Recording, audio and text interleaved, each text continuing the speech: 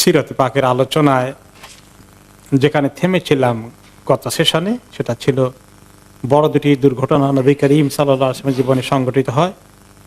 আবু তালেবের মৃত্যু, খাদিজা রাদিয়াল্লাহু আনহার মৃত্যু, পরবর্তী পর্যায়ে ওনার আয়েশার সঙ্গে নেকাহ হয় এবং সাউদা রাদিয়াল্লাহু আনহার সঙ্গে নেকাহ হয়। এই পর্যায়ে আমরা থেমেছি। এখন আসলে ওনার জীবনে একটা চরম পরীক্ষার সময়। এখন আবু তালেব নেই, বাইরে, ঘরে খাদিজা রাদিয়াল্লাহু আনহা নেই। উভয় দিক থেকেই তিনি অত্যন্ত একা হয়ে পড়েছেন। আর আবু তালেবের মতো লোকের সাহায্য সহযোগিতা ওনার জন্য বিরাট একটা সাহায্য ছিল, সেটা থেকে তিনি বঞ্চিত হয়ে যাওয়ার কারণে কুরাইশ এখন সুযোগ নিচ্ছে। এখন তারা ওনার উপরে আগে তো উপহাস সামান্য ফিজিক্যালি দিয়ে একবার চেষ্টা করেছে, কিন্তু বড় ধরনের কোনো অ্যাটাক তারা করেনি। এখন তারা কয়েকবার ওনাকে অ্যাটাক করেছে ফিজিক্যালি, শারীরিকভাবে ওনাকে নির্যাতন করার জন্য বেশ কয়েকবার তারা উদ্যোগ নিয়েছে এবং অনেক কষ্ট ওনাকে দিয়েছে। এ বিষয়ে নবী করিম সাল্লাল্লাহু আলাইহি ওয়াসাল্লাম নিজে বলেন, মা যালাত কুরাইশুন কাআতান হাত্তা তুফি আবু তালেব।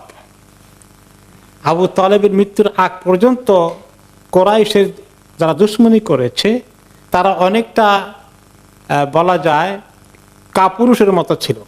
ওনার মৃত্যু হওয়ার পরে তাদের মনে হয় যেন তারা পুরুষত্ব ফেরত পেল। তাদের ভিতরে বড় ধরনের উদ্যোগ গ্রহণ করার মানসিকতা আসলো।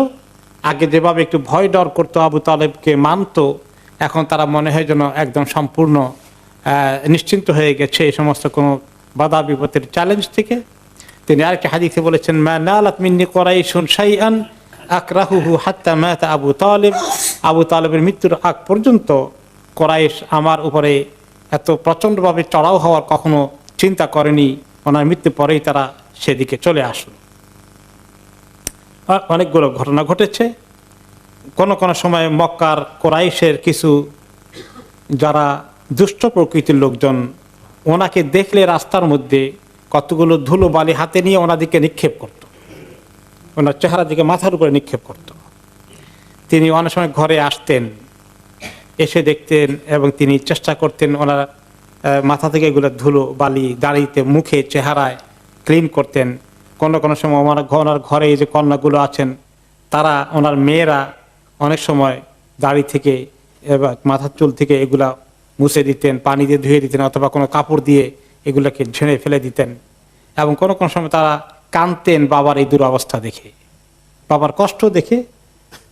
মুহাম্মদ সাল্লাল্লাহু আলাইহি ওয়াসাল্লামের মেয়েগুলো খুব কাঁদতেন, তিনি তাদেরকে সান্ত্বনা দিতেন, লা তাবকি ইয়া বুনাইয়া ফা ইন্নাল্লাহা মানিউ আবাকে।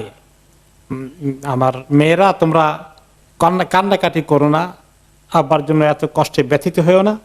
আল্লাহ তাআলা তাদেরকে খুব বেশি সীমা লঙ্ঘন করতে সুযোগ দেবেন না। যে আল্লাহ তাআলা ওনাকে রক্ষা করবেন, ওনাকে যে জিম্মাদারি দিয়ে পাঠিয়েছেন, দায়িত্ব দিয়ে, সে দায়িত্ব পূরণ করা পর্যন্ত আল্লাহ তাআলা ওনাকে প্রোটেকশন করবেন। কিছু চ্যালেঞ্জ, কষ্ট ওনাকে মোকাবিলা করতে হচ্ছে, এটা দীর্ঘস্থায়ী হবে না এবং ইনশাআল্লাহ ওনার জীবন বিপন্ন হবে না। আল্লাহ তাআলা ওনাকে সেভ করবেন, এতটুকু গ্যারান্টি তিনি জানেন, ওনার কাছে আছে। তিনি মেয়েদেরকে শোনাতেন। কোন রেওয়ায়েত এসছে কিছু দুর্বল রেওয়ায়েতের কারণে সিরাতের কিছু রেওয়ায়েত একটু দুর্বল আছে। সহিহ বুখারী, সহিহ মুসলিমের মতো মজবুত তরিকার সবগুলো হাদিস টিকে নাই। সিরাতে পাকে এগুলো কিছু কম্প্রোমাইজ করা হয়েছে, কিছু নেওয়া হয়েছে, কারণ এগুলোর মধ্যে হালাল হারাম শরীয়তের কোনো হুকুম আহকাম নির্ভর করে না বিধায় ইমাম ইবনে কাসির সহ অনেক ঐতিহাসিকগণ কিছু দুর্বল রেওয়ায়েত নিয়েছেন। তারপরে একটা আছে, তিনি বলেছেন, কুনতু বাইনা শাররি জারাইন বাইনা আবি লাহাব ওয়া উকবা বিন আবি মুআইদ। আমি দুইজন খুব খারাপ প্রতিবেশীর মাঝখানে অবস্থান করতে হয়েছে। আমার ঘরের দুই পাশে, এক পাশে হলো আবু লাহাব, আরেক পাশে হলো উকবা বিন আবি মুআইদ। ইন কানা লা ইয়াতিয়ানি বিল ফুরুসি ফায়াতরাহানিহা আলা বাবি। কোন সময় তারা রাতের অন্ধকারে গরু ছাগলের বিভিন্ন রকম ময়লা আবর্জনা, গোবর ইত্যাদি এগুলো এসে তারা আমার দরজার মধ্যে নিক্ষেপ করে যেত, রেখে যেত। হাত্তা ইন্নাহুম লা ইয়াতুনা বিবাদি মা ইয়াতরাহুনা মিনাল আযা ফায়াতরাহুনাহু আলা বাবি।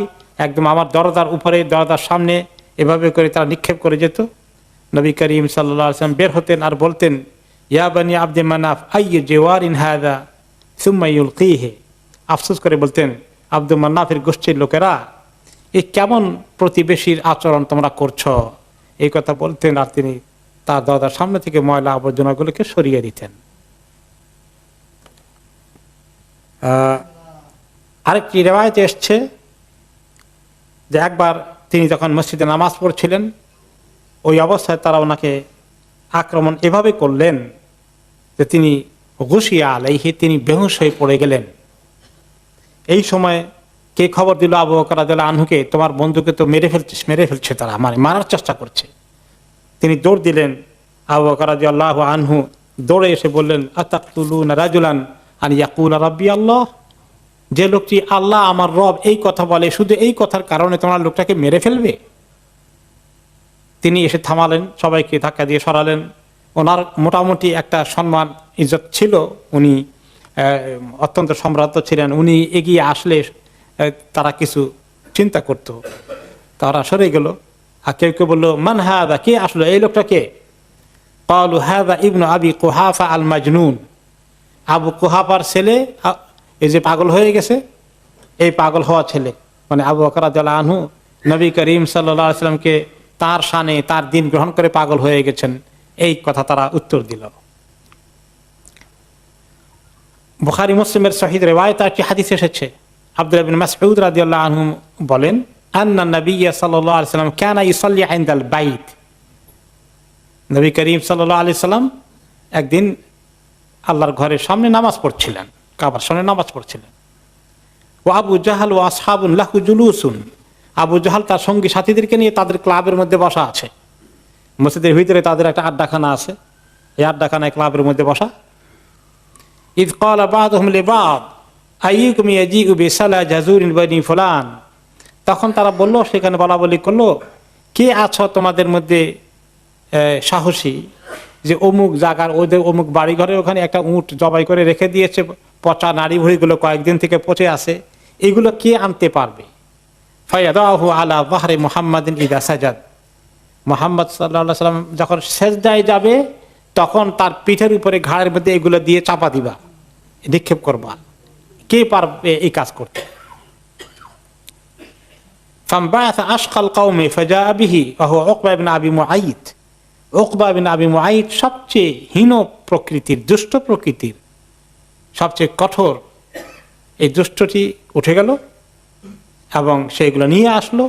হাত্তা ইদা সাজাদা নবী সাল্লাল্লাহু আলাইহি ওয়াসাল্লাম ওয়াদাহু আলা যাহরিহি বাইনা কাতিফাই, নবী করিম সাল্লাল্লাহু আলাইহি ওয়াসাল্লাম যখন সেজদায় গেলেন, ঠিক ওনার কাঁধের উপরে দুই দিক থেকে নাড়ি ভুঁড়িগুলোকে এভাবে একদম ওনার কাঁধ বরাবর উপরে রাখলো, দুই দিক থেকে ভারী হয়ে থাকলো এগুলো।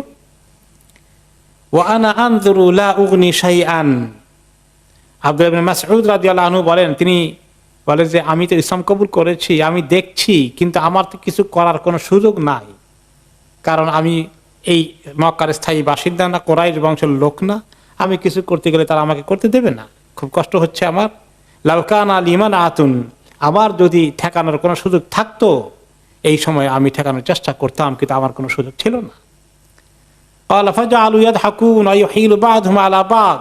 নবী করিম সাল্লাল্লাহু আলাইহি ওয়াসাল্লাম মাথা উঠাতে পারছেন না, এত ওজন নারী ভূমিগুলো ফেলতে পারছেন না, ওনার দম বন্ধ হওয়ার উপক্রম। আর এই তামসা দেখে তারা হাসাহাসি, অট্ট হাসিতে ফেটে পড়লো, হাসতে হাসতে একজন আরেকজনের গায়ের উপরে পড়ছে। রাসূলুল্লাহ সাল্লাল্লাহু আলাইহি ওয়াসাল্লাম সাজিদুন লা ইয়ারফাউ রাসাহু, তিনি সিজদার মধ্যেই পড়ে আছেন, মাথা উঠাতে পারছেন না। খবর পাওয়া গেল, দৌড়ে একজনকে খবর দিল, ওনার মেয়ে ফাতেমা রাদিয়াল্লাহু আনহা ঘরে থেকে দৌড়ে আসলেন। ফাতারাহাত আন যাহরিহি, তিনি টেনে টুনে ওনার পৃষ্ঠ ঘাড় থেকে এগুলোকে নাড়িভুঁড়ি সব সরিয়ে দিলেন। অতঃপর নবী করিম সাল্লাল্লাহু আলাইহি ওয়াসাল্লাম তখন নিজের মাথাটা উঠাতে পারলেন, উঠে আল্লাহর কাছে ফরিয়াদ করলেন, আল্লাহুম্মা আলাইকা বিকুরাইশ, আল্লাহুম্মা আলাইকা বিকুরাইশ, আল্লাহুম্মা আলাইকা বিকুরাইশ, আল্লাহ এই কুরাইশের এই দুষ্ট প্রকৃতির লোকগুলার দায়িত্ব আপনাকে দিলাম, আল্লাহ আপনি তাদেরকে প্রতিশোধ নেন। তিনি তিনবার বদদোয়া করলেন, তিনি তো সহজে বদদোয়া করেননি, কিন্তু এই মুহূর্তে এমন একটা সীমালঙ্ঘন তারা করলো, এটা লাজেম হয়ে গেল, তিনি বদদোয়া করলেন। কিন্তু এই বদদোয়ার কারণে ফাশাক্কা আলাইহিম ইদা আলাইহিম, তাদের খুব এখন কষ্ট হচ্ছে, হায়রে মুহাম্মদ আমাদের বদদোয়া করে দিল। ক্বালা ইবনে মাসউদ কানু ইয়ারাউনা আন্না দাওয়াতা ফি যালিকাল বালাদি মুস্তাজাবা, তারা ভালো করেই জানতো এই মক্কা নগরীতে বিশেষ করে কাবার আশেপাশে কেউ যদি কোনো মজলুম ফরিয়াদ করে, বদদোয়া করে, সেটা আল্লাহ তাআলা কবুল করবেন। এটা তাদের খবর হয়ে গেল। তারা খুব, তাদের চেহারায় বোঝা গেল তারা এখন একটু ওয়ারিড হয়ে গেছে। এমনকি কোন কোন রিওয়ায়াত এসেছে তিনি নাম ধরে ধরে বলেছেন যে এই দুষ্টগুলো এই কাজ করেছে।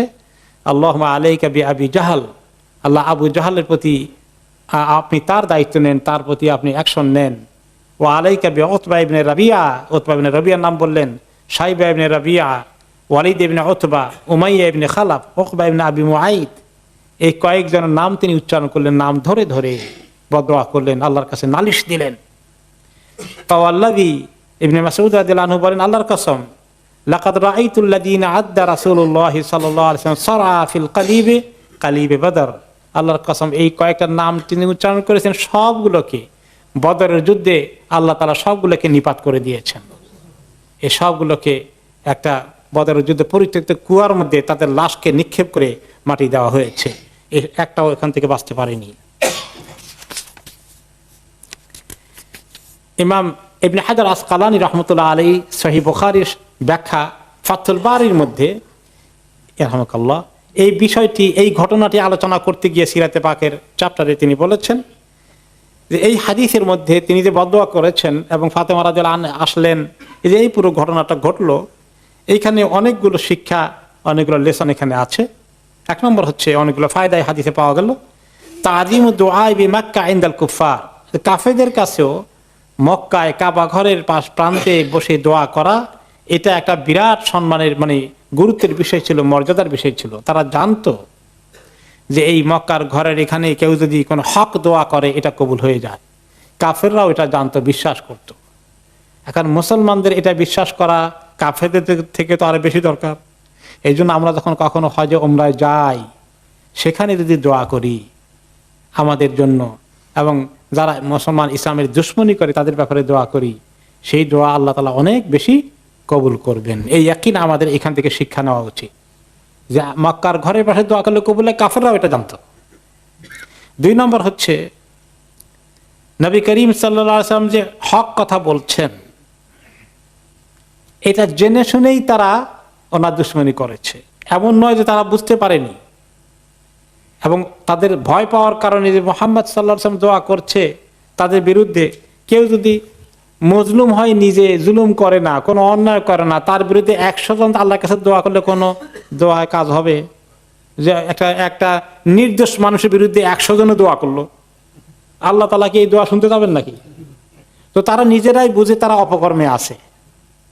তো এখনো পৃথিবীর মধ্যে যারা জুলুম করছে, তারা নিজে জালিম জুলুম করে নিজে মজলুম সাজে, আর মাজলুমকে কি বানায়? জালিম বানিয়ে দেয়। এই দুনিয়ার মধ্যে কাজ এখনো আছে, তারা জেনে শুনে এগুলো করছে। 3 নম্বর হচ্ছে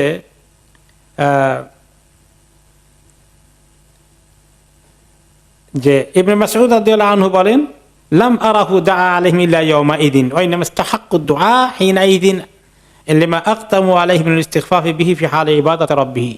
নবী করিম সাল্লাল্লাহু আলাইহি ওয়াসাল্লাম সচরাচর কাফিররা অনেক কষ্ট দিলেও বদদোয়া করতেন না সাধারণত, তাই না? তিনি তায়েফে বদদোয়া করেছেন? করেন নাই। এবং অনেক ক্ষেত্রে ওনাকে অনেকবার কষ্ট দিয়েছে, এরকম করে ওনাকে বদদোয়া করতে দেখা যায় নাই। কিন্তু এই সময় কেন করলেন? তিনি তো অনেক সবর করেন, যে তিনি ওই সময় আল্লাহ তাআলার ইবাদতে সাজদায় আছেন। এত সীমা লঙ্ঘন, আল্লাহর সামনে সিজদা করা অবস্থায় ওনাকে যে তারা এইভাবে অপমান করলো বা ওনাকে সিজদা করতে দিচ্ছে না, এটার কষ্ট তিনি আল্লাহর কাছে ফরিয়াদ করলেন যে আল্লাহ আপনার কাছে মাথা নত করছি, আমাকে তারা সেই সুযোগটা দিতে চায় না। তারা হলে ব্যক্তিগতভাবে উনি অনেক সবর করেছেন, প্রত্যেকটি কথার বিনিময়ে তিনি বদদোয়া করেননি। এবং তিনি অন্যান্য হাদিসে বলেছেন যে মুমিন খুব অভিশাপকারী নয়, বেশি বেশি অভিশাপ করা এটাকে তিনি পছন্দ করেননি। কারণ অভিশাপ করা দরকার কি? আল্লাহ তাআলা কি বিচার করবেন না? অভিশাপ না করলে তাও তো করবেন। কিন্তু এই ক্ষেত্রে সীমা লঙ্ঘন এমন পর্যায়ে গিয়েছে যে আল্লাহর ইবাদত তিনি করতে পারেননি, সেটা ওনার জন্য বেশি কষ্ট লেগেছে, বিধায় তিনি এখানে আল্লাহর কাছে ফরিয়াদ করেছেন। এখানে আরেকটি শিক্ষা আছে হাদিসের মধ্যে, তিনি কয়বার দোয়া করেছেন? 3 বার। তাহলে 3 বার দোয়া করা সুন্নত এবং ভালো কবুল হওয়ার জন্য, এটি আরেকটি শিক্ষা পাওয়া গেল। 5 নম্বর হচ্ছে ফিহি জাওয়াজ দুআ আলা যালিম, যে জালিম যদি জুলুম করতে করতে অতিষ্ঠ করে ফেলে তাহলে এই জালিমের বিরুদ্ধে দোয়া করা যায়। ওকে, জালিমের বিরুদ্ধে দোয়া করা যায়, এটা আল্লাহ তাআলা আমাদেরকে অ্যালাউ করেছেন। জালিম জুলুম করে যাবে, আমি একটু দোয়াও করতে পারবো না, তার বিরুদ্ধে আল্লাহর কাছে নালিশ করতে পারবো না, ফরিয়াদ করতে পারবো না, এমন তো নয়। এরপর 6 নম্বরে দেখা যায় যে ফাতেমা রাদিয়াল্লাহু আনহার সাহস, হিম্মত, একজন মেয়ে মানুষ, এত পুরুষেরা তাকে নির্যাতন করতেছে, তিনি এগিয়ে এসেছেন। এখানে মুসলিম মহিলাদের হিম্মতের জন্য মানে উৎসাহ পাওয়ার সুযোগ রয়েছে। এই যে প্রয়োজন বোধে মহিলারাও এইরকম দিনের কঠিন মুহূর্তে এগিয়ে আসতে ইতস্তত করার প্রয়োজন নাই, প্রয়োজন বোধে তারা ভূমিকা রাখতে পারেন। এবং ফাতেমা রাদিয়াল্লাহু আনহা, ওনার ব্যক্তিত্ব, ওনার সম্মান কেমন ছিল যে উনি এগুলো সরিয়ে দিচ্ছেন। তারা ওনাকে, এমনকি তিনি তাদের ব্যাপারে কিছু মন্তব্য করেছেন যে তারা যে এরকম অন্যায় কাজ করছে, তিনি তাদেরকে একটু বকাবকিও করেছেন, কিন্তু তারা কেউ এটাকে প্রতিবাদ করে ওনাকে কষ্ট দেওয়ার মতো হিম্মত করতে পারেনি। এতে বোঝা যায় যে ওনার পরিচয়, ওনার শান, মর্যাদা মোটামুটি আলহামদুলিল্লাহ তখন থেকেই বোঝা গিয়েছে।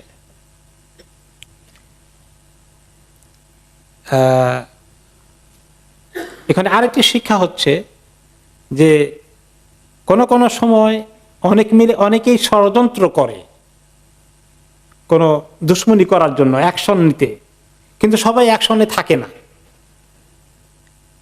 অনেকেই সলা পরামর্শ করে অনেক বড় অন্যায় কাজ করতে, কাউকে হত্যা করতে, কাউকে বড় ধরনের নির্যাতন করতে, কিন্তু ফিজিক্যালি অনেকেই করতে পারে না। যে ফিজিক্যালি করতে পারে সেই ব্যক্তি আশকাল কওম, সে সবচেয়ে বড় খারাপ লোক। এই জন্য আবু জাহাল, আবু লাহাব, তারা এই ষড়যন্ত্রের ব্যাপারে একমত থাকলেও ফিজিক্যালি এতটুকু এগুতে পারেনি। উকবা ইবনে আবি মুআইদ যেভাবে এরকম কঠিন একটা কাজ করতে পেরেছে, পচা গলা উঠে নাড়ি ভুড়ি নিয়ে এসে সরাসরি ওনাকে কষ্ট দেওয়ার জন্য ওনার উপর চাপিয়ে দিয়েছে, এইরকম দুষ্ট প্রকৃতির লোককে নবী করিম সাল্লাল্লাহু আলাইহি ওয়াসাল্লাম বলেছেন আশকাল কওম, সবচেয়ে খারাপ তাদের ভিতরে। এই জন্য সেই ব্যক্তি আল্লাহ তাআলার কাছে অত্যন্ত ঘৃণিত।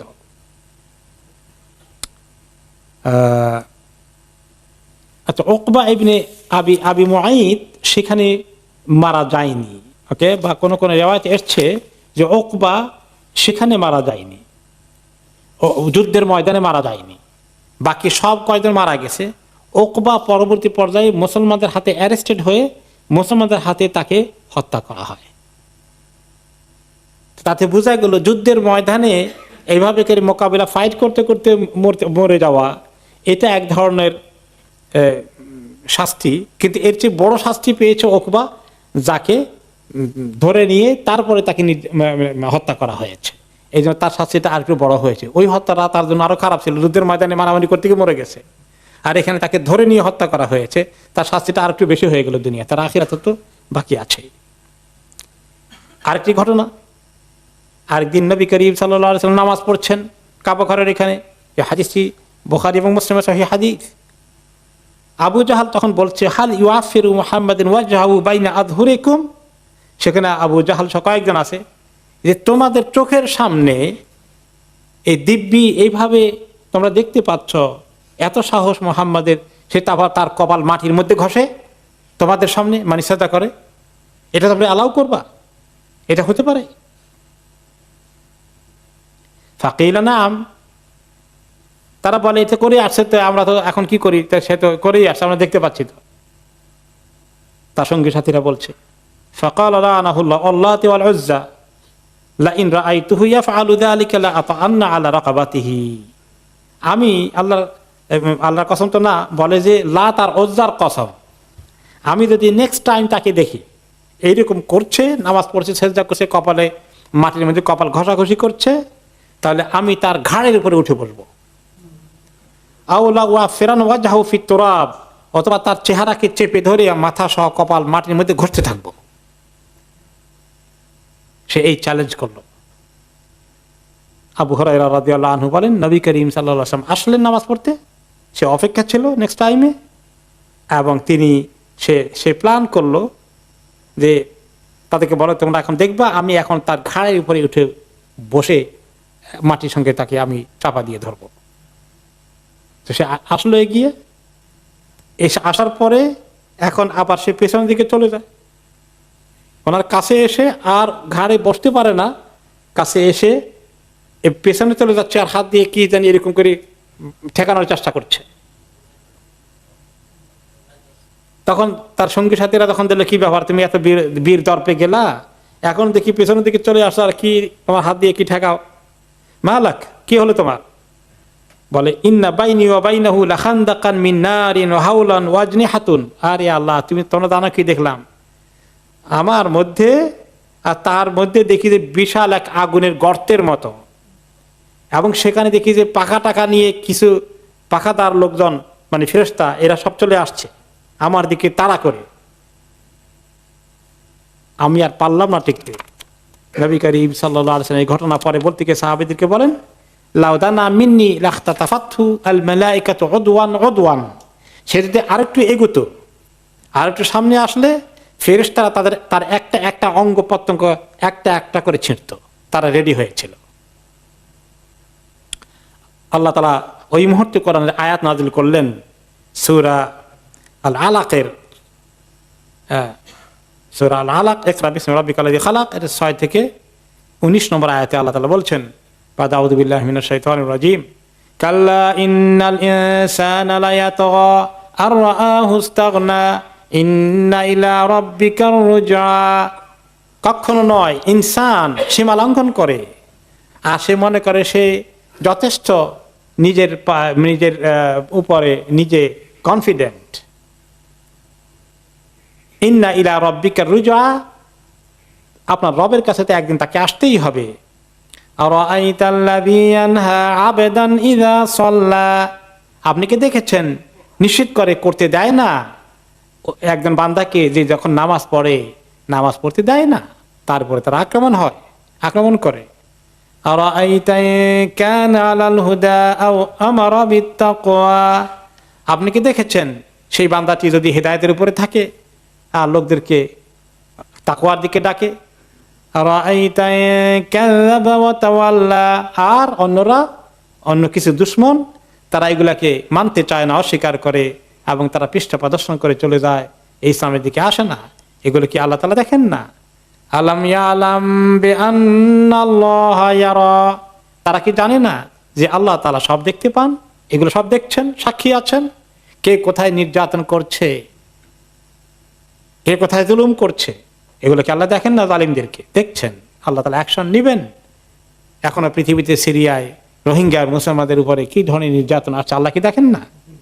তো আল্লাহ তাআলা কিছুদিন সময় দেন, কখন কিভাবে ধরবেন সেটা আল্লাহ তাআলা ঠিকই প্ল্যান পরিকল্পনা আছে। আর হাদিসে এসেছে যে জিবরিল আলাইহিস সালাম আসলেন একদিন নবী করিম সাল্লাল্লাহু আলাইহি ওয়াসাল্লামের কাছে, ওয়া হুয়া জালিসুন হাজিনান, তিনি খুব একটু বসে আছেন, অনেক ক্লান্ত, এবং তিনি খুব দুশ্চিন্তাগ্রস্ত অবস্থায় কিছুটা ওয়ারিড হয়ে বসে আছেন। কাদ খুদিবা বিদিমা, ওনাকে তারা আঘাত করে রক্তাক্ত করে ফেলেছিল, শরীর থেকে রক্ত পড়ছে, তিনি বসে আছেন কাবা ঘরের পাশে। দরাবাহু বাদু আহলে মক্কা, মক্কার কিছু লোক ওনাকে অন্যায়ভাবে কিছু অত্যাচার করলো, ওনাকে কিছু প্রহার করলো, শরীরটা রক্তাক্ত হয়ে গেছে। এই সময়ে এই কঠিন কষ্টের মুহূর্তে জিবরিল আলাইহিস সালাম ওনার সঙ্গে দেখা করতে আসলেন। এসে বললেন, মালাক মুহাম্মদ, আপনার কি অবস্থা আপনার?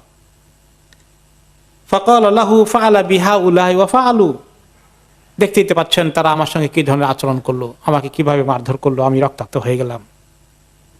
ফাকাল লাহু জিবরিল আলাইহিস সালাতু ওয়াস সালাম আতুহিব্বু আন উরিয়াকা আয়াতান, হে নবী, আপনাকে আমি কিছু আল্লাহর কিছু কুদরতের নিদর্শন দেখাবো।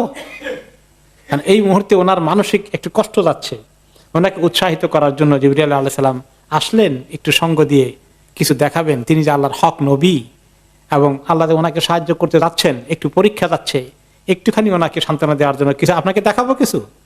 কলা না, দেখান কিছু যদি চান। ফানাযারা ইলা শাজারাতিন মিন ওয়ারাইল ওয়াদি। তারপরে জিবরিল আলাইহিস সালাম দেখালেন যে ওই যে দেখা যায় প্রান্তরের ওই মাথায়, তখন তার এত বিল্ডিং ছিল না, কাবা ঘরের চতুর্পাশে সব খোলামেলা পাহাড় আর ময়দান। ওই যে একটা গাছ দেখাতে, দেখেন তো যে গাছটা দেখতে পাচ্ছেন? যে দেখতে পাচ্ছি। তখন তিনি বললেন উদু তিলকা শাজারা, ওই গাছটাকে ডাকেন আপনার কাছে আসতে। ফাদাআহা ফাজাআত তামশি, তিনি গাছটাকে ডাকলেন, গাছটা ওনার কাছে হেঁটে চলে আসছে।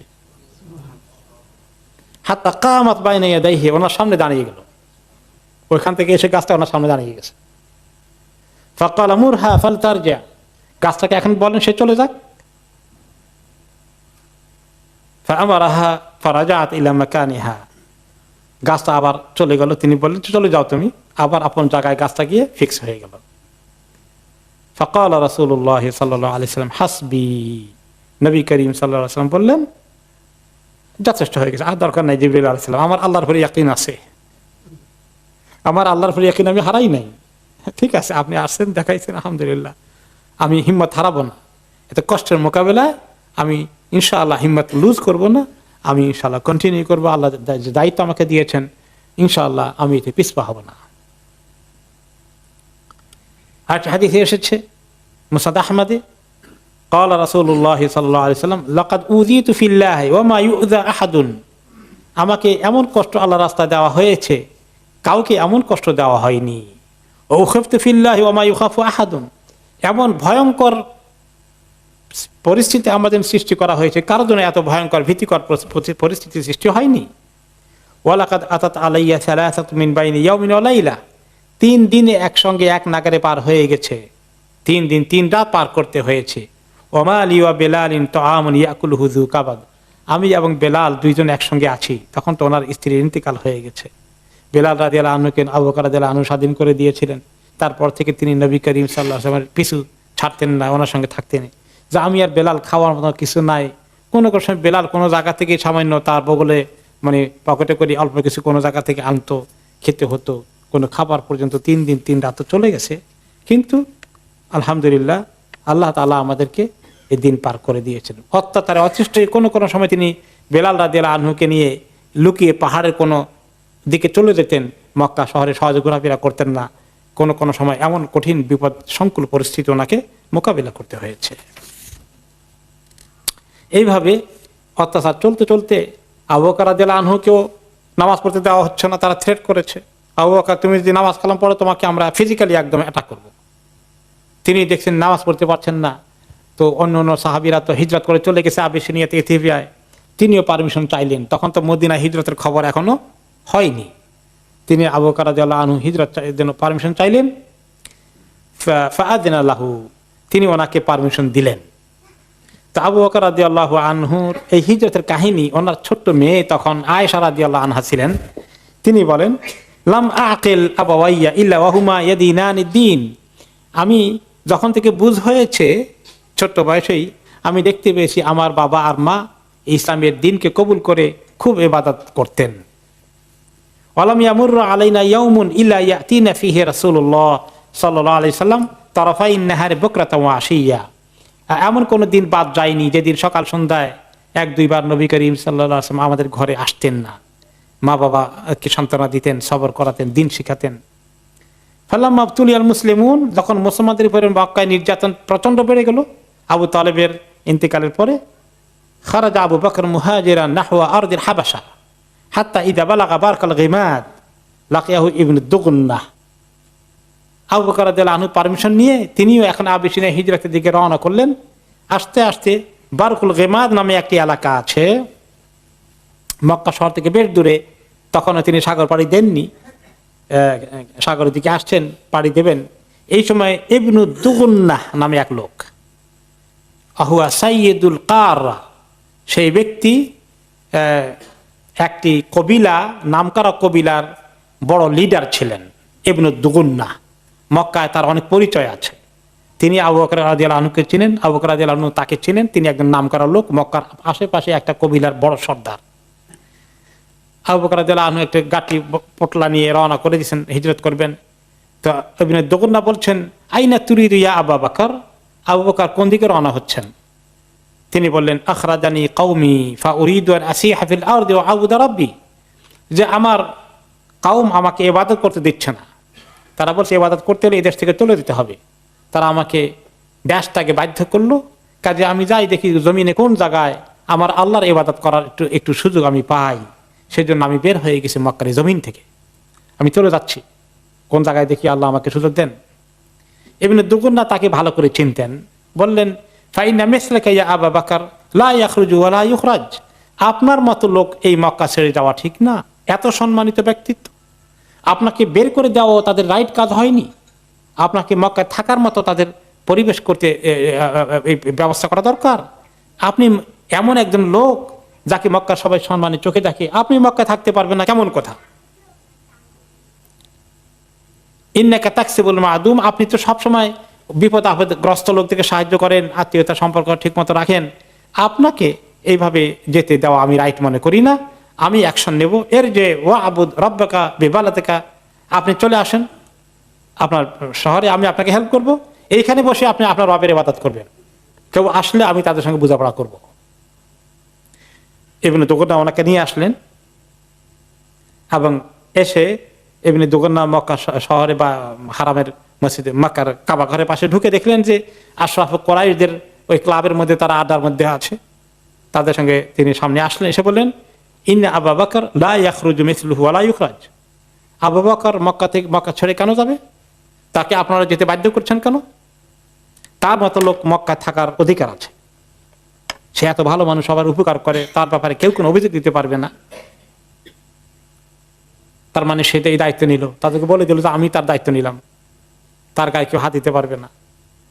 তো মক্কার কুরাইশ লিডার যারা ছিল তারা ইবনে দুগুন্নার কথাকে ফেলে দিতে পারলো না, তবে তারা শুধু বলল, মুর আবু বকরিন ফালিয়াবুদ রাব্বাহু ফি দারিহি, তো একটা কম্প্রোমাইজ করো, তুমি আবু বকর বলো সে যদি আল্লাহর ইবাদত করবে তার রবের, তো তার ঘরের ওখানে বসে ঘরের ভিতরে করুক, এই মসজিদে এসে কাবা ঘরের আশেপাশে আমাদের চোখের সামনে করবে এটা হবে না, ওইখানে বসে নামাজ পড়ুক, তার কোরআন তেলাওয়াত করুক, যা খুশি করুক, আর এখানে এসে তার ইবাদত করে আমাদেরকে যেন সে কষ্ট না দেয়, আর তার এই কর্মকে ওপেনলি করতে গিয়ে আমাদের সঙ্গে তার সে একটা চ্যালেঞ্জ সৃষ্টি করে, এটা আমরা করতে দেব না। এবং সমস্যা হলো সে এত মনোযোগ দিয়ে ইবাদত করবে, কোরআন পড়বে, আমাদের বাচ্চা কাচ্চা স্ত্রী পরিবার আমাদের তাদের ব্যাপারে আশঙ্কা আছে, তার দিনের দিকে ঢুকা শুরু করে দেবে।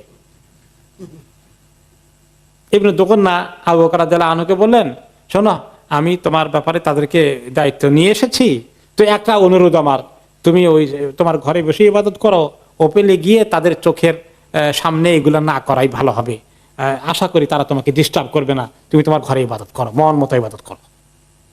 তো আবু বকর রাদিয়াল্লাহু তাআলা তার ঘরে বসে আল্লাহকে ইবাদত করছেন, তিনি বাইরে আসছেন না, ঘরের মধ্যে বসে বসে ইবাদত করছেন।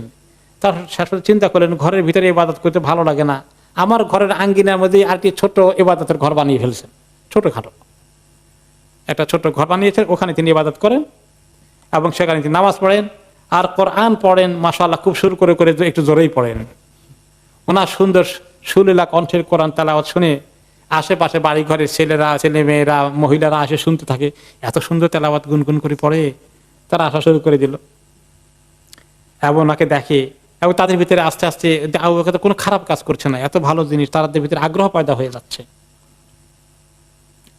আর আবু বকর রাদিয়াল্লাহু তাআলা আনহু যখন ইবাদত করতেন, তিনি নামাজ পড়তে দাঁড়াইলে, কোরআন তেলাওয়াত করতে দাঁড়াইলে, কানা বাক্কাআন, উনি খুব বেশি ক্রন্দন করতেন, চোখের পানি দরদর করে পড়তো, আবেগ ইমোশনাল হয়ে যেতেন তিনি যখন কোরআন তেলাওয়াত করতেন। এইগুলো দেখে সবাই তখন তাজ্জব হয়ে তাকিয়ে থাকে, দেখে আবু বকর কি পেয়েছে, কোন জিনিস তাকে কিসের এত মজার সন্ধান দিয়েছে সেটা ছাড়তে পারছে না। এটা তো এখন ইসলামের প্রভাব তো পড়ে যাচ্ছে অন্যদের প্রতি, তাদের বাচ্চা কাচ্চা মহিলাদের প্রতি। এখন তারা ভয় পেয়ে গেল মক্কার কুরাইশগণ।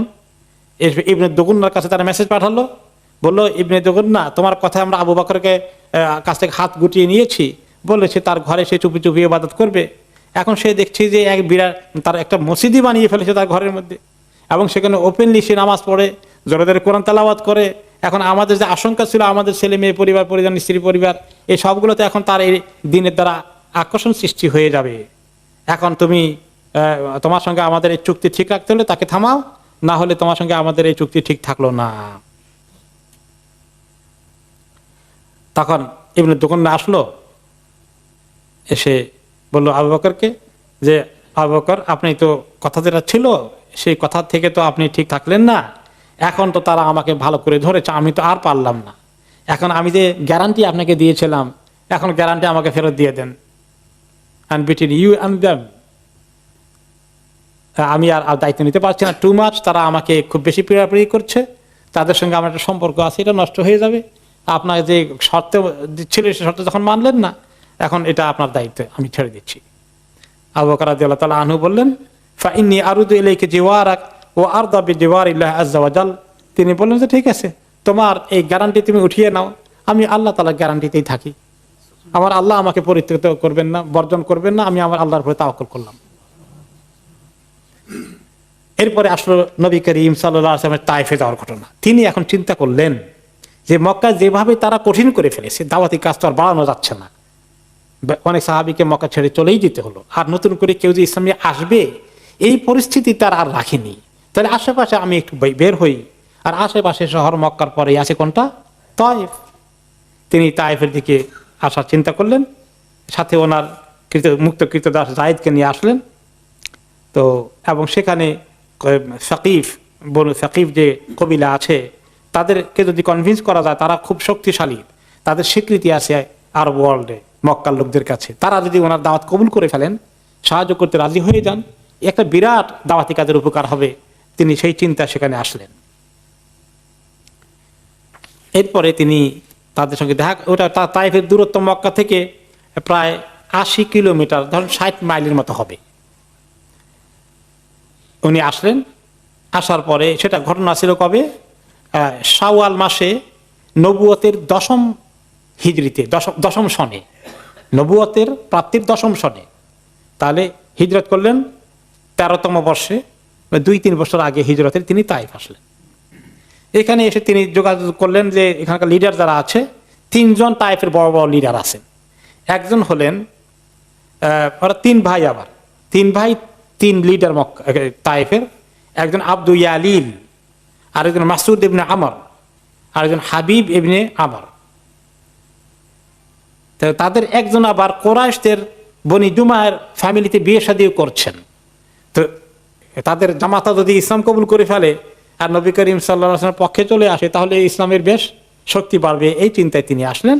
তাদের সঙ্গে কথাবার্তা বললে বুঝালেন যে তিনি ইসলাম কি, আল্লাহ তাআলা কিভাবে নবুয়ত দিয়েছেন বুঝালেন।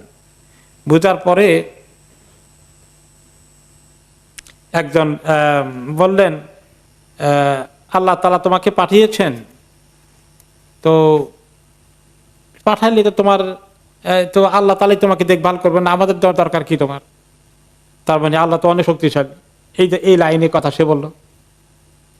আরেকজন বলে যে আল্লাহ তাআলা তোমাকে ছাড়া আর কাউকে বুঝে পেল না, তার মানে তুমি তো হলা একজন এতিম মানুষ, তার চাচা একটা চাষির, সেও মারা গেছে, তার শক্তিশালী বড় একজন লিডারের ঘরে, যার এখনো বড় লিডারশিপ আছে, এরকম কাউকে পাঠাতে পারতো না। 3 নম্বর জন বলল, দেখো আমি আল্লাহু লা উকাল্লিমুকা আবাদান, তোমার সঙ্গে আমি কোনো কথাই বলবো না। কারণ হলো, লা ইন কুনতা রাসূলাম মিনাল্লাহ কামা তাকুল লা আনতা আযম খাতারান মিন আন আরুদা আলাইকাল কালাম, তুমি যদি সত্যি আল্লাহর নবী হও, যেটা তুমি ক্লেম করছো, তাহলে মুশকিল আছে, আমি তোমার সঙ্গে যদি উল্টাপাল্টা কথা বলি, তাহলে আমার অবস্থা কাহিল হয়ে যাবে, আমি বড় বিপদে থাকবো, আল্লাহর কাছে কোন গজব পড়ে আমার প্রতি। ওয়ালা ইন কুনতা তাকযিবু আলাল্লাহি মা ইয়ানবাগি লি আন উকাল্লিমাকা, আর যদি তুমি আসল নবী না হও, মিথ্যা নবী হও, তাহলে তোমার সঙ্গে আমি কথা বলি কোন ফিতনায় পড়ে যাই, আবার এটাও বিপজ্জনক। কি সেফ সাইড এসে চলে গেছে। মনে পড়লো এই উপলক্ষে আরেকটি ঘটনা। এক বাদশার কাছে আসলো এক লোক, এসে বলছে যে আমি তো নবী হয়ে গেছি। অনেক পরের ঘটনা, মানে এক ভণ্ড নবীর কাহিনী। এই ছোটখাটো এক বাদশার কাছে এসে বলছে যে আমি তো নবী হয়ে গেছি, তো আমি আপনাকে আমার দিনের দিকে ডাকছি। তো বাদশারা তো সবসময় উজিরের পরামর্শ নেন। তো উজিরকে বললেন, বাদশাহ কি মনে করে সে নাকি নবী হয়ে গেছে, করা ঠিক কিনা? বাদশার এলেম কদ্দুর আছে, জ্ঞান কদ্দুর আছে বুঝতে পারছেন তো। এখন তিনি বড় পরামর্শদাতা উজিরকে জিজ্ঞেস করলেন, মন্ত্রীকে জিজ্ঞেস করলেন যে সে যে এটা বলে এটা ঠিক কিনা, সে কি সত্য নবী না ঠিক না, এটা তো কেমন বোঝা যাবে? তখন উজিরের কিছু জ্ঞান আছে, তো বলে যে নবী হতে হলে তো মর্যাদা লাগে, অলৌকিক শক্তি কিছু থাকা লাগে, অলৌকিক কিছু ক্ষমতা দেখাইতে পারে। সে যে কোনো মর্যাদা দেখাইতে পারে তাহলে সে সত্য নবী হবে, আর মর্যাদা দেখাইতে না পারলে ভণ্ড নবী। আখেরি নবীর পরে মর্যাদা দেখানোর মতো আর কোনো নবীর প্রশ্ন আছে? তো উজিরের জ্ঞান কুদির বোঝা গেল। তো এখন ওই ভণ্ড নবী চান্স নিয়ে গেছে, বলে আমি মর্যাদা দেখাইতে পারবো। কি মর্যাদা দেখাবা? বাদশাহ বলছেন, বাদশাহ বলে তুমি মর্যাদা দেখাইতে পারবা? দেখাইতে পারবো। কি দেখাবা? আপনি হুকুম করলে এখন তরবারি বাড়ি করে আপনার উজিরের কল্লা আমি এখনই যদি ফেলে দেই, আবার আপনার সামনেই তাকে আবার পুনরায় জিন্দা করতে পারবো। এখন উজির বিপদে পড়ছে কিনা? বিপদ থেকে বাঁচে কেমনি? উজির বলে যে বাদশাহ আমি বিনা মর্যাদাতে বিশ্বাস করছি সে নবী হয়ে গেছে, আর জান বাঁচানো দরকার তার আগে।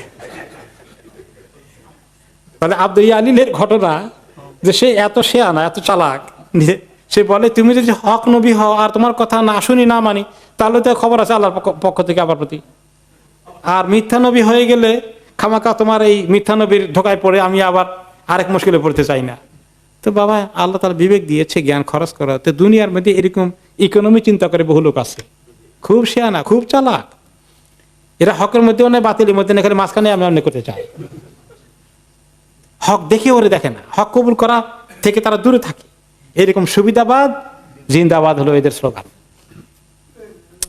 তো রাসূলুল্লাহ সাল্লাল্লাহু আলাইহি ওয়াসাল্লাম অনেক বুঝালেন, দেখলেন যে কোনো কাজ হলো না। এখন তিনি আরেক আশঙ্কা চিন্তা করলেন, কি যে তারা যদি এখন এই খবর মক্কায় পাস করে দেয়, পাস হয়ে চলে যায়, মোহাম্মদ আসলেও সুবিধা করতে পারে না, মক্কা আল্লাহর তো আরো উৎসাহিত হবে যে তার দাওয়াত কেউ নিচ্ছে না, সেখানে মনে করে আমরাই নেই না। তো এই একটা সুবিধা পাবে তারা ওনার বিরুদ্ধে অপপ্রচার করতে। তিনি তাদের সঙ্গে বললেন, ঠিক আছে, ইদা ফাআলতুম মা ফাআলতুম ফাকতুমু আন্নি, তোমরা যখন দাওয়াত কবুল করলে না, ঠিক আছে থাক, আর এটা নিয়ে তোমরা বাড়াবাড়ি করে এখানে সেখানে খবর দিয়ে মক্কা এই খবর পাস করার দরকার নাই।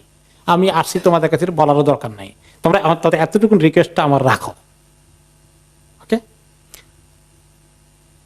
তারপরে কিন্তু তারা এই কথা থাকলো না। তারা বলে উখরুজ মিন বালাদিনা, আমাদের এখান থেকে তুমি এক্ষুনি বেরিয়ে যাও, না হলে তোমার বিপদ আছে। তাই শুধু না, তিনি বেরিয়ে আসলেন, আর কথা বাড়ালেন না।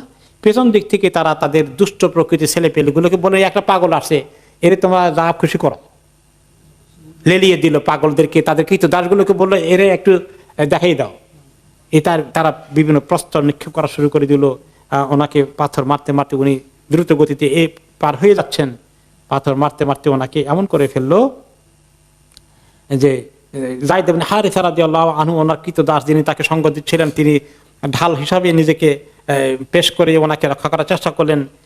এতে করে সে কি হয়ে গেল, যায়েদ রাদিয়াল্লাহু আনহু মাথা ফেটে গেল, নবী করিম সাল্লাল্লাহু আলাইহি ওয়াসাল্লাম শরীর রক্তাক্ত হয়ে গেল, তিনি এক পর্যায়ে বেহুশ হয়ে পড়ে গেলেন।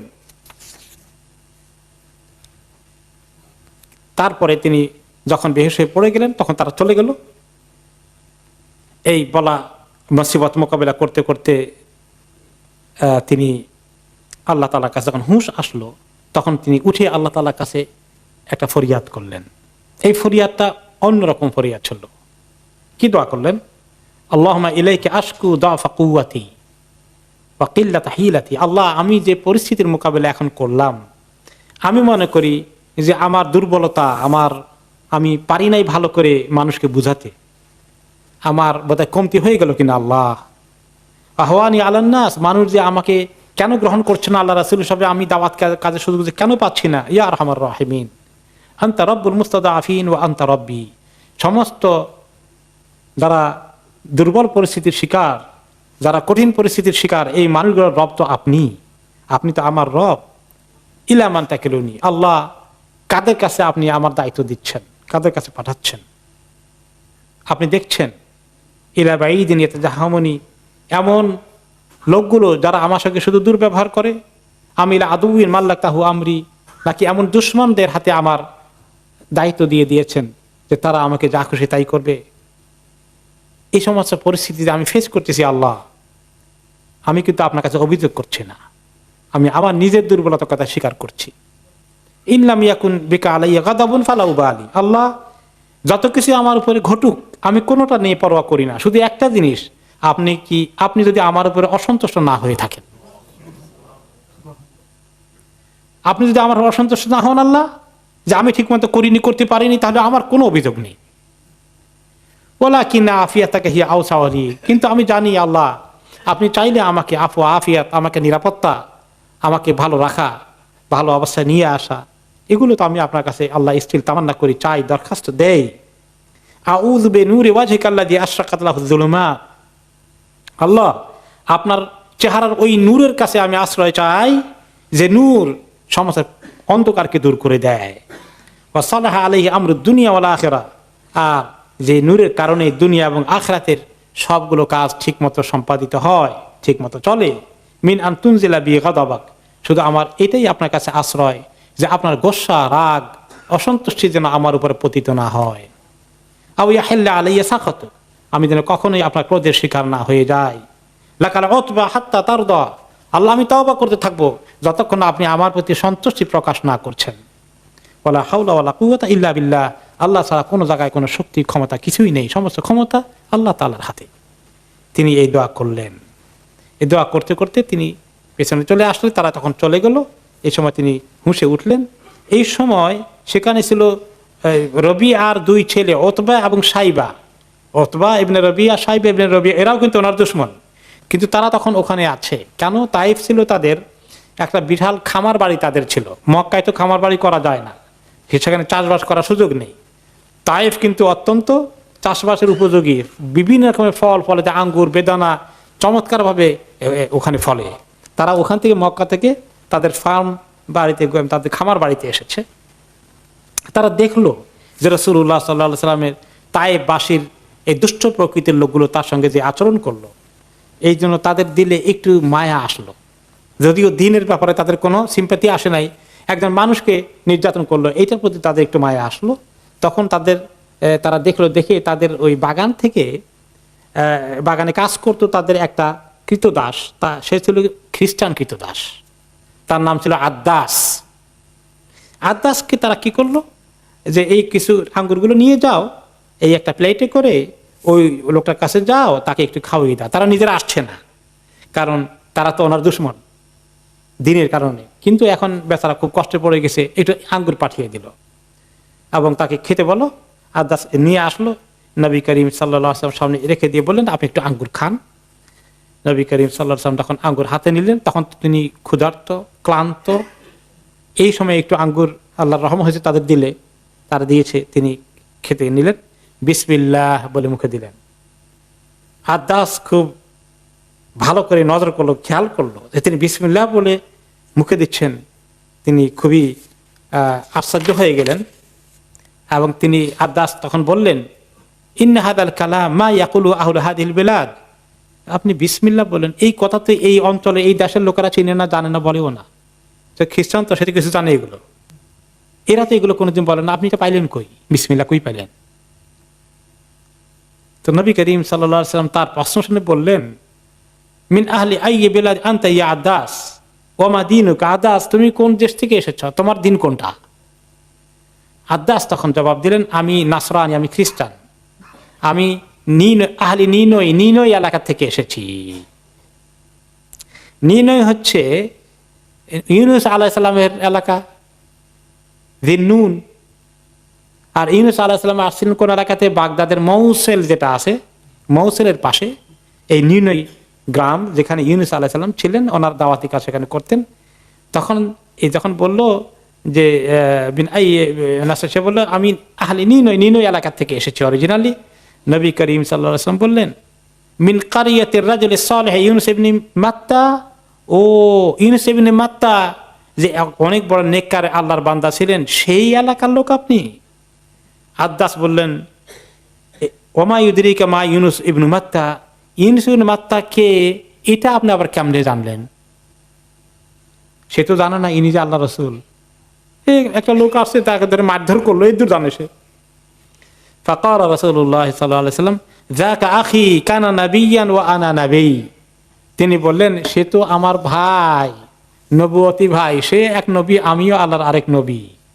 এইবার আদ্দাস শুনলেন ফাআকাব্বা আদ্দাসুন আলা রাসূলিল্লাহি সাল্লাল্লাহু আলাইহি সাল্লাম ইউকাব্বিলু রা'সাহু ওয়া ইয়াদাইহি ওয়া কাদামাইহি ওয়া আসলাম।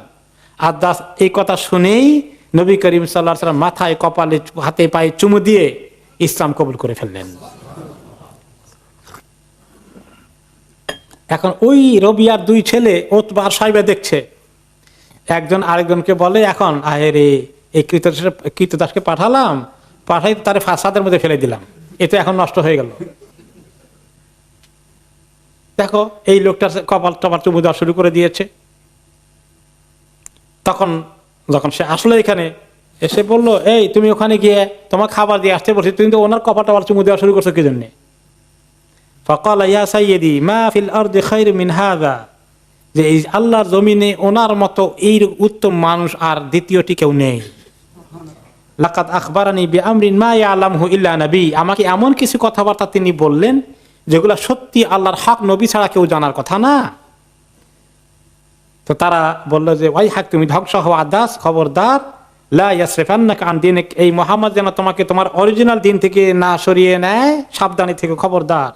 ফা ইন্না দীনাকা খায়রুম মিন দীনিহি, তার দিন তোমার দিন তার দিন থেকে অনেক উত্তম, তোমার দিন ছেড়ো না, তুমি এই লোকের দিন ধরতে যেও না। আবার এরপরে একটু আঙ্গুর খেয়ে তিনি মক্কার দিকে রওনা হয়ে গেলেন। এই সময় তিনি যখন আসছেন, আস্তে আস্তে ওনার কষ্ট হচ্ছে। আর সেই কাহিনীটি আয়েশা রাদিয়াল্লাহু আনহাকে তিনি পরে বলেছেন। আয়েশা রাদিয়াল্লাহু আনহা জিজ্ঞাসা করেছিলেন এক সময় যে হাল আতা আলাইকা ইয়াউমুন কানা আশাদ্দা মিন ইয়াউমি উহুদ, ইয়া রাসূলুল্লাহ, আমি তো উহুদের দিন দেখলাম আপনার কি কষ্ট হয়েছে উহুদের যুদ্ধে। এর আগে এর চেয়েও কোনো কঠিন পরিস্থিতি নবুয়তের দায়িত্ব পালন করার সময় কি আপনার উপরে এসেছিল কখনো? ক্বালা লাকাদ লাকিতু মিন কওমিকি মা লাকিত ওয়া কানা আশাদ্দা মা লাকিতু মিনহুম ইয়াউমাল আকাবা ইয আরাদতু নাফসি আলা ইবনি আবদি ইয়ালিল ইবনি আবদি কুলাল ফালাম ইজিবনি ইলা মা আরাদতু। আয়েশা, তোমাদের এই গোষ্ঠীর কাছ থেকে, মক্কা আর আশেপাশের লোকদের কাছ থেকে আমি এর চেয়েও কষ্ট পেয়েছি যখন আমি আবদে ইয়ালিলের কাছে তাইফে গিয়েছিলাম আমি দাওয়াত দেওয়ার জন্যে। সেদিন যা আমি পেলাম সেই কষ্ট ছিল সবচেয়ে বেশি কষ্ট। আমি এই কষ্টের মধ্যে যখন পড়লাম, বেহুশ হয়ে পড়ে গেলাম। তারা আমাকে এমনভাবে নির্যাতন করলো, পাথর মারতে মারতে রক্তাক্ত করে ফেললো, আমি সংজ্ঞা হারিয়ে ফেললাম, বেহুশ হয়ে পড়ে গেলাম। আর যখন আমার হুঁশ আসলো কিছুক্ষণের মধ্যে, আমি মাথা উঁচু করে দেখলাম, আমি দেখতে পেলাম যে আমার মাথার উপরে একখণ্ড মেঘ আমাকে ছায়া দিচ্ছে। মেঘের দিকে তাকালাম, দেখি যে সেখানে জিবরিল আলাইহিস সালাম আছেন। জিবরিল আলাইহিস সালাম আমার কাছে এসে গেছেন, একদম মাথার উপরে মেঘ নিয়ে এসে গেছেন। এসে বললেন, ইন্নাল্লাহা কাদ সামিআ কাওলা কওমিকা লাক ওয়া মা রাদ্দু আলাইকা, আল্লাহ তাআলা শুনেছেন আপনি আপনার কওমকে কি বলেছেন আর তারা কিভাবে রিয়াকশন দেখালো, কি করলো তারা, আল্লাহ সব দেখেছেন, শুনেছেন। এবং তিনি আমাকে পাঠিয়েছেন আমার সঙ্গে এই পাহাড়ের, তাইফের পাশের পাহাড়ের যে ফেরেশতা আছে রক্ষণাবেক্ষণকারী, কেয়ারটেকার, সেই ফেরেশতাকে আমার সঙ্গে আল্লাহ তাআলা পাঠিয়েছেন, আমি তাকে নিয়ে এসেছি। আপনি চাইলে এক্ষুনি তাকে হুকুম দেন, বলেন পাহাড়ের ফেরেশতাকে। আর ওই সময় পাহাড়ের ফেরেশতা এসে নবী করিম সাল্লাল্লাহু আলাইহি ওয়াসাল্লামকে সালাম দিলেন। ফাসাল্লামু আলাইয়া, পাহাড়ের ফেরেশতা আমাকে সালাম দিলেন। তারপরে পাহাড়ের ফেরেশতা বলেন, ইয়া মুহাম্মদ, ফাকালা যালিকা ফীমা শি'তা ইন শি'তা আন উতবিকা আলাইহিম আল-আখশাবাইন, হে মুহাম্মদ, আল্লাহর পক্ষ থেকে আমার কাছে গ্রিন সিগন্যাল আছে, আপনি যা বলবেন আমি যেন তা করে দেই। আপনি চাইলে এখন এই তায়েফের পাশের পাহাড়কে এনে তায়েফবাসীদের উপরে উঠিয়ে একদম চাপা দিয়ে সব নিঃশেষ করে দেব আমি, আল্লাহর পক্ষ থেকে এই পারমিশন আছে, আপনি বললে আল্লাহ আমাকে করতে বলেছেন। তখন নবী করিম সাল্লাল্লাহু আলাইহি ওয়াসাল্লাম জবাব দিলেন কি, বাল আরজু আন ইউখরিজাল্লাহু মিন আসলাবিহিম মান ইয়াবুদুল্লাহ ওয়াহদাহু লা ইশরিকু বিহি শাইআ। নো, আমি তাদেরকে ধ্বংস করে দিতে আল্লাহর কাছে দরখাস্ত দেব না। এরা হয়তো একদিন ইসলাম কবুল করবে, না হলে এদের সন্তান সন্ততি পরবর্তী প্রজন্ম হয়তো ইসলাম কবুল করবে, আল্লাহর সঙ্গে শিরক করবে না। আমি সেই আশায় তাদেরকে ধ্বংস করতে কোনো দরখাস্ত দেব না। রাহমাতুল লিল আলামিন। দায়ী ইলাল্লাহর উদ্দেশ্য শুধু হয় না যে বিরোধিতা করলেই তাদের বিরুদ্ধে অবস্থান নেবে, অ্যাকশন নেবে বা দোয়া করবে, এটা নবী করিম সাল্লাল্লাহু আলাইহি ওয়াসাল্লাম করেননি, আমরা একটু আগে শুনেছি কাহিনী। এরপরে ওনার পক্ষ থেকেই তো আল্লাহ তাআলা দোয়া কবুল করেছেন এবং তাই হয়েছে। শুধু তাইফ কেন, মক্কার লোকগুলো ইসলাম কবুল করেনি, ফাতেমাকা হয় নাই, ইয়াদখুলুনা ফি দীনিল্লাহি আফওয়াজা। আবু তালেব ইসলাম কবুল করেন নাই, কিন্তু তার ছেলে আলী তো কবুল করেছেন। জাফর কবুল করেছেন, আবু তালেবের আরেক ছেলে। আবু জাহলের সন্তান একরামা ইসলাম কবুল করেছেন, তার কাহিনী হয়তো একসময় সিরাতে পাকি আসবে ইনশাল্লাহ। এরপরে ওয়ালিদ ইবনে মুগীরার ছেলে খালিদ ইবনে ওয়ালিদ, যিনি উহুদের যুদ্ধের বিপদের অন্যতম বড় কারণ ছিলেন, তিনিও ইসলাম কবুল করেছেন। এভাবে করে অনেক কাহিনী আছে। তাহলে এই জন্য গাইর আল্লাহ, মানুষ মরে যাক, আল্লাহ শুধু প্রতিশোধ নয় এটা চাইবেন না। হ্যাঁ, এক পর্যায়ে যখন প্রচন্ড সীমা লঙ্ঘন করে নবী করিম সাল্লাল্লাহু আলাইহি ওয়াসাল্লাম আল্লাহর দুশমনদের বিরুদ্ধে মক্কায়, তখন যে বদদোয়া করেছেন, এটা যেমন আজকে সিরিয়ায় আজকে রোহিঙ্গাদের উপর যা করা হচ্ছে, সীমা লঙ্ঘন করা হয়ে গেলে এই ক্ষেত্রে জায়েজ আছে এবং করা যেতে পারে। কিন্তু সাধারণ দাওয়াতি কাজের ক্ষেত্রে বাধা বিপত্তি আসলেই বদদোয়া করতে হবে সব হালাক হয়ে যাক, এইরকম প্রতিহিংসা, এইরকম নিয়ত নিয়ে দায়ী আল্লাহ দাওয়াতি কাজ করেন না। এখন আসলো আমরা যেটা দিয়ে শেষ করবো, নবী করিম সাল্লাল্লাহু আলাইহি ওয়াসাল্লাম মক্কা থেকে ফেরত আসলেন। মক্কা থেকে ফেরত আসেন, এখন তিনি যে আসবেন, আসলে তো আরো মারাত্মকভাবে এখন তারা ওনার উপরে চড়াও হবে। ও তায়েফে গিয়েছিল, সুবিধা করতে পারোনি, ওখান থেকে আসে, এখন আমরা তোমার বিরুদ্ধে আরো চড়াও হব। তো যায়েদ রাদিয়াল্লাহু আনহু ওনার ভৃত্য ওনাকে বললেন, কাইফা তাদখুলু আলাইহিম ওয়া হুম মাখরাজুকা, হে আল্লাহর নবী, আপনি এখান থেকে বেরিয়ে গেলেন, তাদের যন্ত্রণা থাকতে পারলেন না, এখন যে আপনি খালি হাতে ফেরত আসবেন, কিভাবে আসবেন, সামনের দিকের কি গতি হবে, কি চিন্তা করছেন? তখন মানে যায়েদ রাদিয়াল্লাহু আনহু ভেরি কনসার্ন হয়ে পড়েছেন, দুশ্চিন্তাগ্রস্ত আছেন যে এখন তো আরো মারমুখী পরিস্থিতি সৃষ্টি হবে। তিনি বলেন, ইয়া যায়েদ, ইন্নাল্লাহা জাইলুন লিমা তারা ফারাজান ওয়া মাখরাজান ওয়া ইন্নাল্লাহা নাসিরু দীনিহি ওয়া মুযহিরু নবিয়িহি। যায়েদ, ইনশাআল্লাহ অচিরেই আল্লাহ তাআলা আমাদের জন্য মুক্তির ব্যবস্থা করবেন, রাস্তা খুলে দেবেন, উপায় বের করে দেবেন। আল্লাহ তাআলা এই দিনকে প্রকাশিত করেই ছাড়বেন, সাহায্য করবেন, এবং এই নবীকে আল্লাহ তাআলা একদিন ইনশাআল্লাহ বিজয় দান করবেন। তো নবী করিম সাল্লাল্লাহু আলাইহি ওয়াসাল্লাম তখন আসলেন, আস্তে আস্তে হেঁটে আসছেন, গারে হিরার কাছে আসলেন। সেখান থেকে খোজার একজন লোককে পাঠালেন, আব্দুল্লাহ ইবনে উরাইককে পাঠালেন আখনাস ইবনে শারিকের কাছে। আখনাস ইবনে শারিক হলো কুরাইশদের মিত্র, আরেক পতি, আরেক কবিলার এক সর্দার, যে সে যদি ওনাকে প্রোটেকশন দেয়, আশ্রয় দেয়, তাহলে নবী করিম সাল্লাল্লাহু আলাইহি ওয়াসাল্লাম আসলেন, তারা ওই মুহূর্তে ওনার উপরে হামলা করবে না। কিন্তু আখনাসের কাছে প্রস্তাব পাঠালে আখনাস অস্বীকার করলো ওনাকে কোনো প্রোটেকশন দিতে, রাজি হলো না। তখন তিনি সুহাইল ইবনে আমরের কাছে পাঠালেন, সেও অস্বীকার করে ফেললো, ওনাকে সাহায্য করতে রাজি হলো না।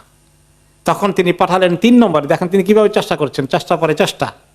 এরপরে তিনি মুতাইব ইবনে আদির কাছে পাঠালেন মেসেজ, সেই জন্য নবী মুহাম্মদ সাল্লাল্লাহু আলাইহি ওয়াসাল্লাম মক্কায় ঢুকলে কুরাইশদের আক্রমণের কাছ থেকে প্রতিরক্ষার জন্য তাদের সঙ্গে সে ডিক্লেয়ার করে দেওয়া যায়, আমি তাকে আশ্রয় দিয়েছি, আমার লোক, তোমরা তার গায়ে হাত দিতে পারবে না।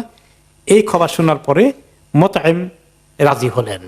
এই আল্লাহর বান্দাকে আল্লাহ তৌফিক দিলেন, তিনি বললেন যে যাও কুল্লি মুহাম্মাদিন ফালিয়াতি, মুহাম্মদ আসুক, আমি এই নিরাপত্তার খবর তাকে দিচ্ছি। তখন তিনি আসলেন, নবী করিম সাল্লাল্লাহু আলাইহি ওয়াসাল্লাম আগে মুতাইম ইবনে আদির সঙ্গে দেখা হলো।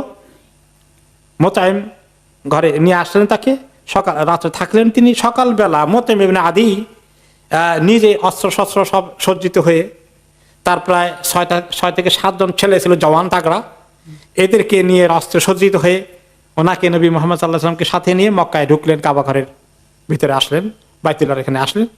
এসে বললেন, মুহাম্মদ এইভাবে তুমি কাবার তাওয়াফ করো, কারণ ওনারা জানে যে বাইরে থেকে আসলে তাওয়াফ করা লাগে, তুমি তাওয়াফ করো। আর তার ছেলে থেকে বললেন, তোমরা 7 জন 7 জায়গায় পজিশন নিয়ে থাকো, অস্ত্র নিয়ে, কেউ অ্যাটাক করলেই তোমরা অ্যাকশন নিবা। তখন আবু সুফিয়ান, তিনি তো তখনও অমুসলিম, মক্কার লিডার, দৌড়ে আসলেন মুতাইমের কাছে। মুতাইম আমুজিরুন আমতাবে, কি ব্যাপার মুতাইম, আপনি তো আমাদের দলের লোক, এখন দেখি মুহাম্মদকে নিয়ে আসছেন অস্ত্রশস্ত্র সজ্জিত হয়ে, আপনি কি তাকে আশ্রয় দিয়েছেন নাকি তার ফলোয়ার হয়ে গেছেন, তার দিনে ঢুকে গেছেন, কোনটা? ফাকাল মুতাইম বাল মুজির, নো, আমি তার দিনে ঢুকি নাই, কিন্তু তাকে আমি গ্যারান্টি দিয়েছি, কথা দিয়েছি, তোমার তার গায়ে হাত দিতে পারবে না। আবু সুফিয়ান বললেন, ইদান লা নাগফিরু যিম্মাতাক, না, আপনি আপনার কথা আমরা রক্ষা করব, যেহেতু আপনি সম্মানিত লোক, আপনাকে অপমানিত করবে না, ঠিক আছে, আমরা তার গায়ে হাত দিচ্ছি না। নবী করিম সাল্লাল্লাহু আলাইহি ওয়াসাল্লাম তাওয়াফ শেষ করলেন এবং আবু সুফিয়ান তার মজলিসে চলে গেল। মুতাইম ইবনে আদির কারণে তিনি আপাতত ওই মুহূর্তে তাৎক্ষণিকভাবে ওনার উপরে কোনো হামলা হলো না। এই কথা মুতাইম ইবনে আদি কিন্তু ইসলাম কবুল করার আগেই তার স্বাভাবিক মৃত্যু হয়ে যায়, বেচারা কপালে জুটলো না। কিন্তু যখন এই মুতাইম ইবনে আদিকে তিনি অনেক সম্মান করতেন, তার ইন্তেকালের পরেও যখন বদরের যুদ্ধ হয়, বদরের যুদ্ধের সময় মনে আছে তো কাফেরদের 70 জন বড় বড় লিডার বন্দী হয়ে গেল। তখন তিনি বললেন যে আজকে যদি মুতাইম ইবনে আদি জীবিত থাকতেন আর যদি বলতেন এই সবগুলা বন্দী করে মুক্ত করে দাও, আমি তার কথা রাখতাম, কারণ সে যে উপকার আমাকে করেছে। ওই মেয়ে আছে সে আবি তালেবে খাবার পাঠিয়েছে লুকিয়ে লুকিয়ে, আবার ওই যে অন্যায় চুক্তি এটা ছেঁড়ার জন্য, ভঙ্গ করার জন্য তিনি অন্যতম উদ্যোগী ছিলেন। আবার তায়েফ থেকে আসার পরে তিনি ওনাকে আশ্রয় দিয়েছেন, এত ভালো মানুষ ছিলেন। তারপরে তিনি এই কথাই উচ্চারণ করলেন যে যদি মুতাইম ইবনে আদি আজকে আমার কাছে বদরের যুদ্ধের মধ্যে পরে বলতেন যে নবী মুহাম্মদ তুমি তাদেরকে ছেড়ে দাও, আমি ছেড়ে দিতাম তার কথায়। তিনি এটা রেসপেক্ট করেছেন। এভাবেই তিনি মক্কায় আসলেন। এরপরে আসার সাথে সাথে ওনার কষ্ট যাচ্ছে, দাওয়াতি কাজ বেশি এগুচ্ছে না। এই সময় আল্লাহ তাআলা ওনাকে আরেকটি জগতে নেওয়ার জন্য ইসরা এবং মেরাজ নিয়ে আসলেন। এই ইসরা এবং মেরাজের কাহিনী আমরা ইনশাআল্লাহ সিরাতে ভাগে আগামী সপ্তাহে শুনবো।